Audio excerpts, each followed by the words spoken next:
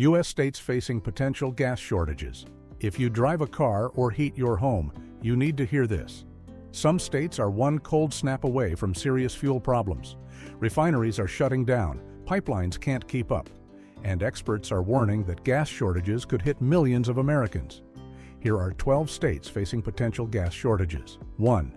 California. California is heading toward an energy crisis nobody wants to talk about. The state is losing refineries fast, and when they go, the gas goes with them. Phillips 66 shut down its Los Angeles refinery in October 2025. That refinery produced 8% of California's total gasoline supply. Gone.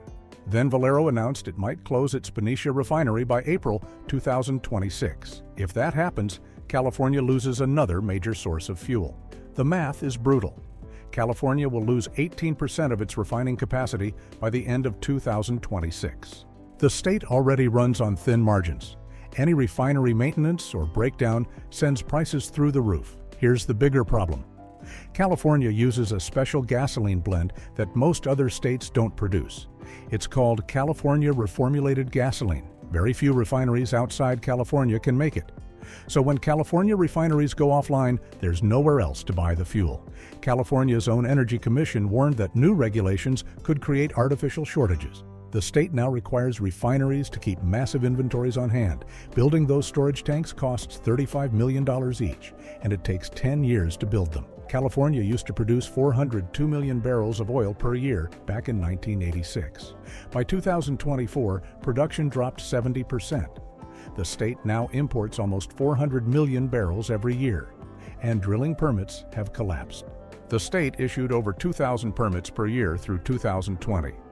Then it dropped to 500 in 2021 and 2022. By 2023 and 2024, barely 100 permits were issued. That means production will fall even faster. Experts predict a 15% annual decline.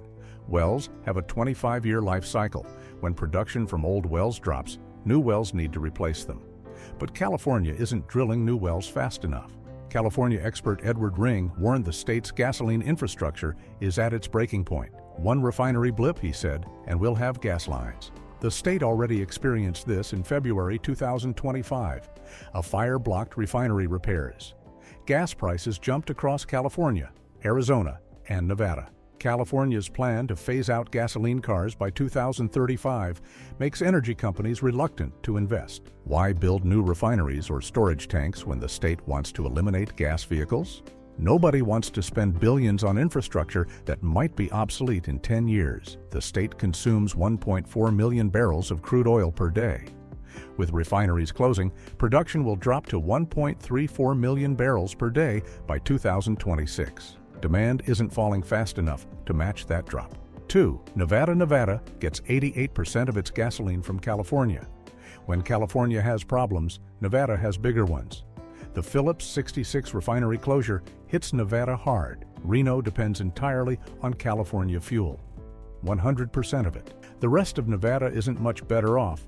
Almost 9 out of 10 gallons pumped in Nevada come through California pipelines. Existing pipelines into Nevada are already running at max capacity.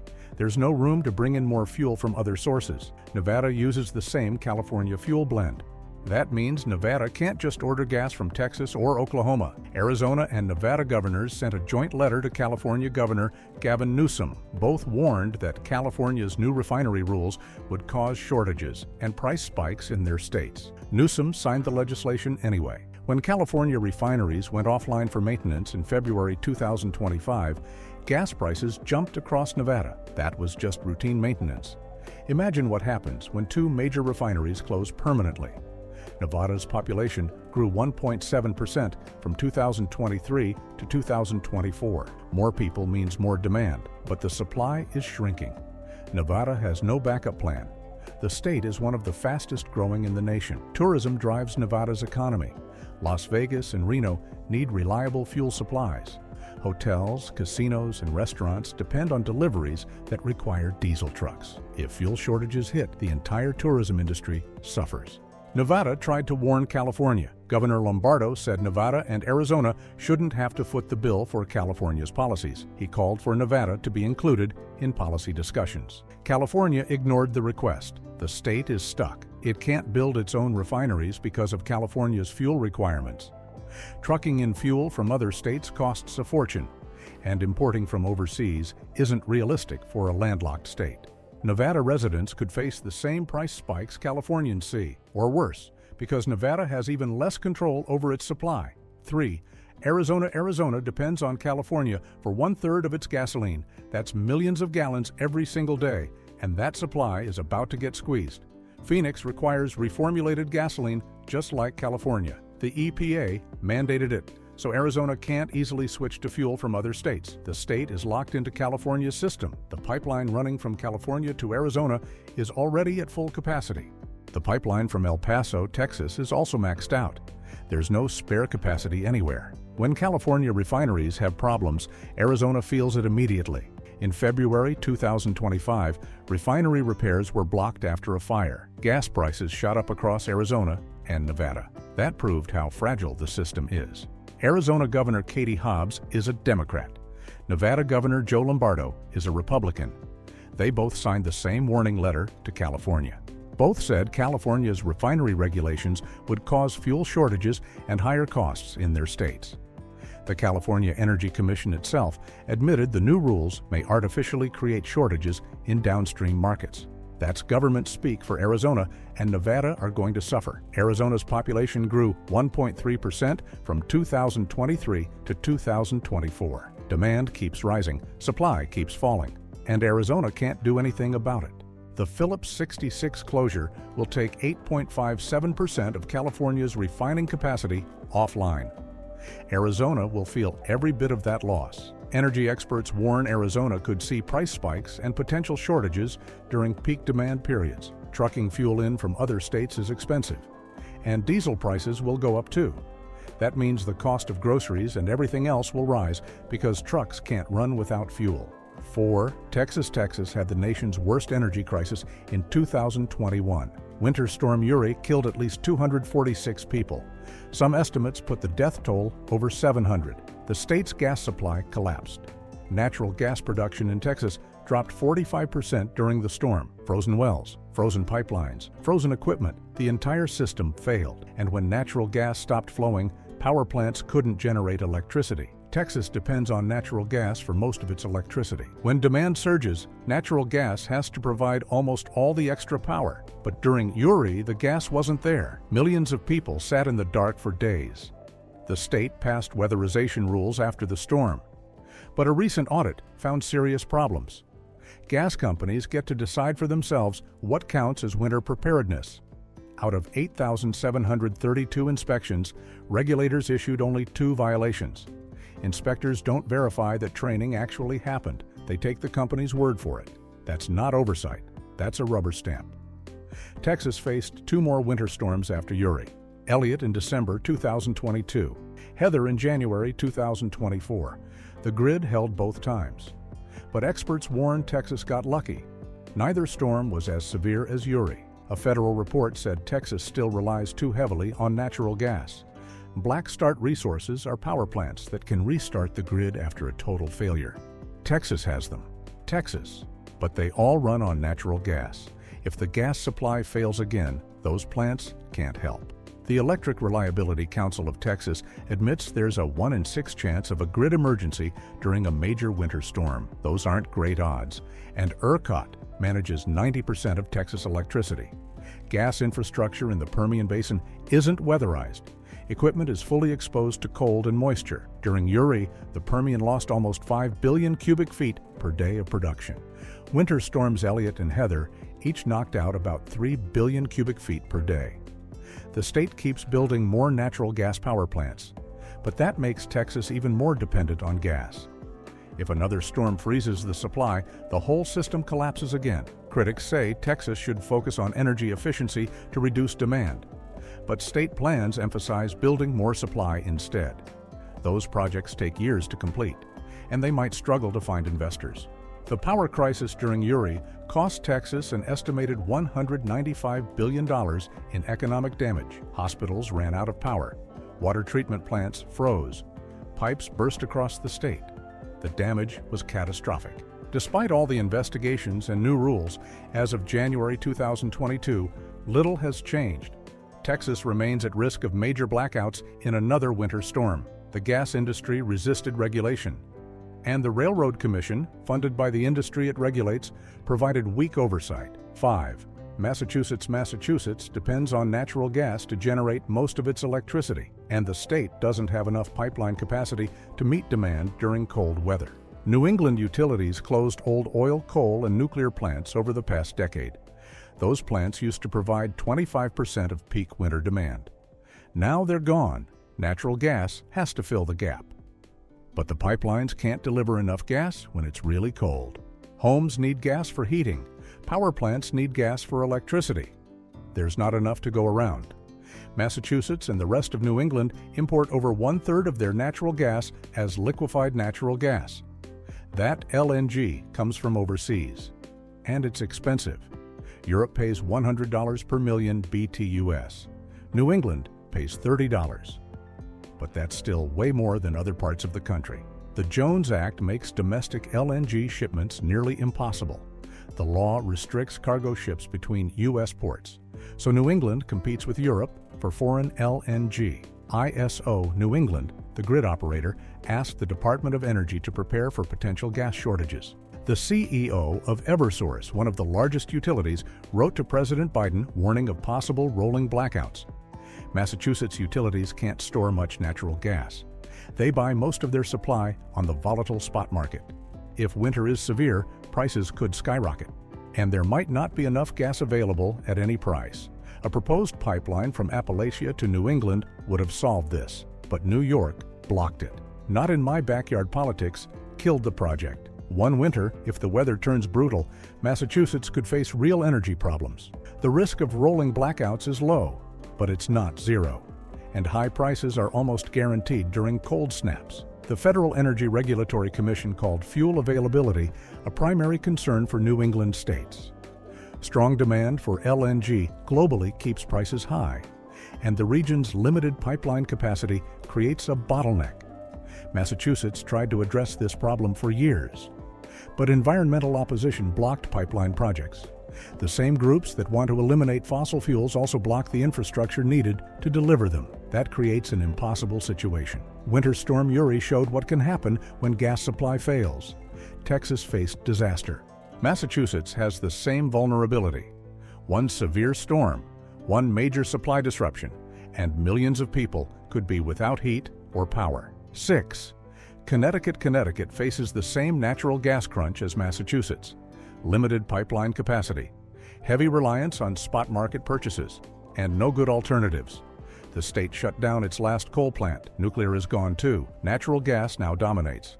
But the infrastructure can't handle peak demand. Connecticut depends on imports of liquefied natural gas during the coldest months. The state competes globally for that supply, and the price swings are massive. Senators from Connecticut and other New England states sent a letter to the Department of Energy. They asked for help preventing energy disruptions during winter. Even if the power stays on, they warned, price instability could devastate consumers. New England already has some of the highest energy costs in the continental U.S. Connecticut residents pay through the nose for electricity. And it's about to get worse. The state can't build new pipelines fast enough. Environmental opposition and permitting delays have blocked every major project, so Connecticut is stuck with insufficient capacity. When temperatures drop, utilities have to choose: heat homes or generate electricity. Both need the same natural gas, and there's not enough for everyone. Connecticut tried to address this by importing more LNG, but that brings its own problems. LNG terminals are expensive. Offshore imports depend on ships that might not show up during a global crisis. The state is betting on renewables to eventually solve this. But wind and solar can't heat homes, and they don't produce much during winter. Natural gas is the only option for now. Connecticut households that heat with natural gas face bills that could rise 28% during a cold winter. Some projections show increases as high as 51% if the winter is 10% colder than expected. 7. Rhode Island. Rhode Island is the smallest state, but it has the same big energy problems as the rest of New England. Not enough pipeline capacity, too much reliance on natural gas. The state generates most of its electricity from natural gas. When demand spikes in winter, the supply can't keep up. Rhode Island utilities compete with Massachusetts and Connecticut for the same limited gas. Rhode Island joined other New England states in calling for federal help. Senators warned that price instability could have devastating impacts on consumers. The state already has some of the highest energy costs in the nation. Rhode Island doesn't produce any energy. Everything is imported. Natural gas comes through pipelines from Canada and other states. LNG arrives by ship. The state has no control over supply. During cold snaps, Rhode Island faces the same risks as its neighbors. High prices are certain. Rolling blackouts are possible. The grid operator has warned about fuel availability being a primary concern. Rhode Island households using natural gas for heat will see their bills jump during severe winter weather. And there's nothing the state can do to stop it. The state tried to approve new energy infrastructure, but local opposition and regulatory delays killed the projects. So Rhode Island remains vulnerable. Renewable energy won't solve this problem soon. The state is investing in offshore wind, but those projects won't be online for years. Until then, natural gas is all Rhode Island has. 8. New Hampshire. New Hampshire gets hit with the same natural gas supply crunch that affects all of New England. Limited pipeline capacity means shortages and price spikes during winter. The state depends heavily on natural gas for electricity generation. Old power plants that used other fuels have been retired. Natural gas is now the primary source. But New Hampshire can't get enough gas when it's really cold. The pipelines max out. Utilities have to scramble for LNG imports. And that's expensive. New Hampshire's senators joined others from New England in asking the Department of Energy for help. They warned about potential energy disruptions and price instability. Both would hurt consumers who already pay high energy costs. The state has some of the coldest winters in the region. Heating demand is massive. Power demand is high, and the natural gas supply can't meet both. New Hampshire utilities purchase gas on the spot market. That means prices swing wildly based on supply and demand. During severe cold, prices can triple or quadruple. The state tried to build new pipeline capacity. Environmental groups blocked it, so New Hampshire remains stuck with infrastructure that can't handle peak demand. LNG imports help during winter, but they come with risks. Global demand for LNG is high. New England has to outbid other buyers. And there's no guarantee the ships will show up. New Hampshire residents face the prospect of much higher heating bills every winter. If the weather turns severe, those bills could become unbearable for low-income families. The state is pushing for more renewables, but that won't help this winter or next winter. Natural gas is the only option for the foreseeable future. 9. Vermont has the smallest population in New England, but it faces the same energy problems as the bigger states. Not enough natural gas pipeline capacity for peak winter demand. Vermont shut down its only nuclear power plant. Renewables are growing, but they can't provide reliable winter power. Natural gas fills the gap. The state doesn't have its own natural gas production. Everything comes through pipelines, and those pipelines can't deliver enough during cold weather. Vermont joined other New England states in warning about energy disruptions. Senators said even if the power stays on, price instability could devastate consumers. Vermont has some of the highest heating costs in the nation. Over 60% of households use heating oil. Those that use natural gas face huge price swings. The state tried to reduce reliance on fossil fuels. It's been more successful than most, but natural gas is still critical for electricity generation and industrial use. Pipeline projects that would have helped Vermont were blocked. Environmental opposition and regulatory delays killed them. So Vermont remains vulnerable to supply crunches. LNG imports provide some relief, but Vermont is landlocked. The LNG has to come through other states. That adds cost and complexity. Vermont households could see heating bills rise sharply during cold winters, and there's little the state can do about it. The infrastructure simply isn't there. The state is betting on heat pumps and other electric heating, but that requires massive infrastructure upgrades, and it will take years. 10. Maine sits at the end of the natural gas pipeline. When supply is tight, Maine gets squeezed first. The state faces serious risks of shortages and price spikes.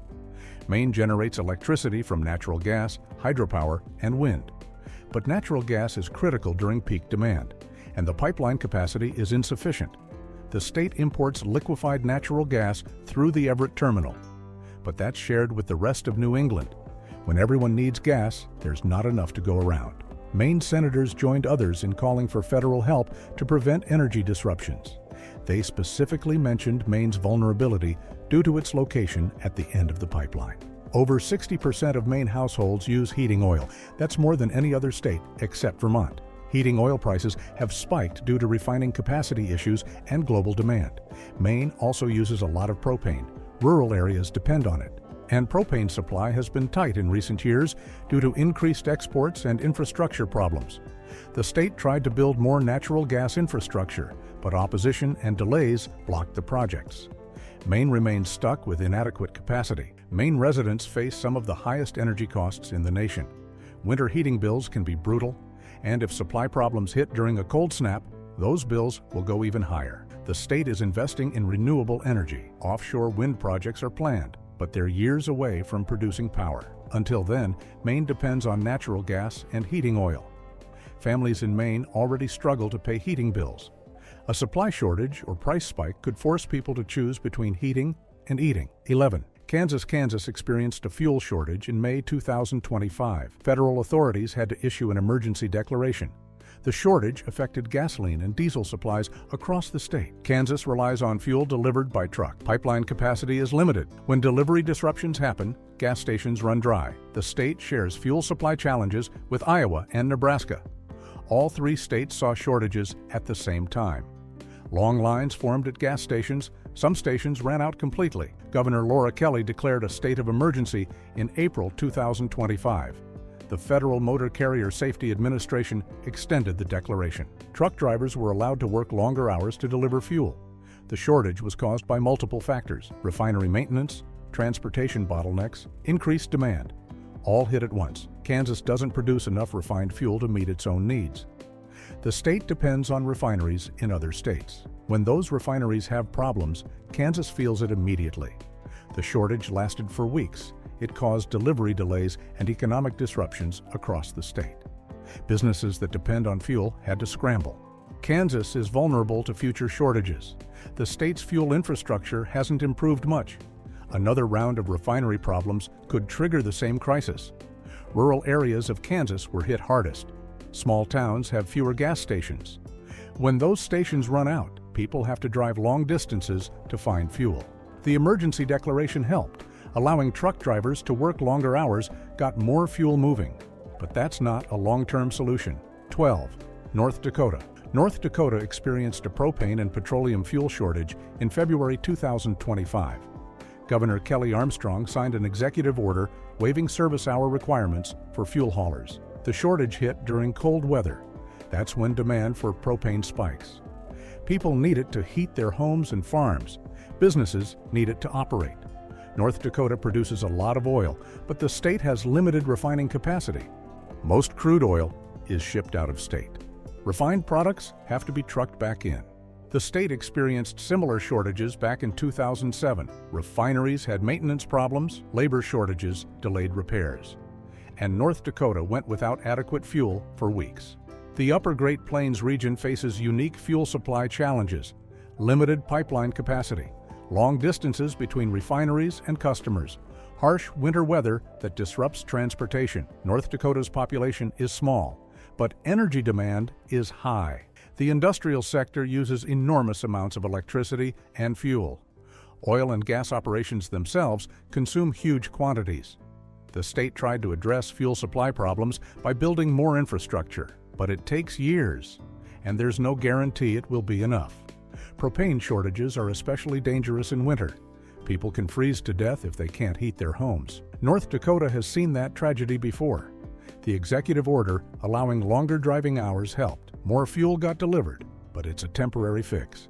The underlying infrastructure problems remain. North Dakota will face this again. Cold winters drive demand up. Limited supply chains can't always keep up. And when they fail, people suffer.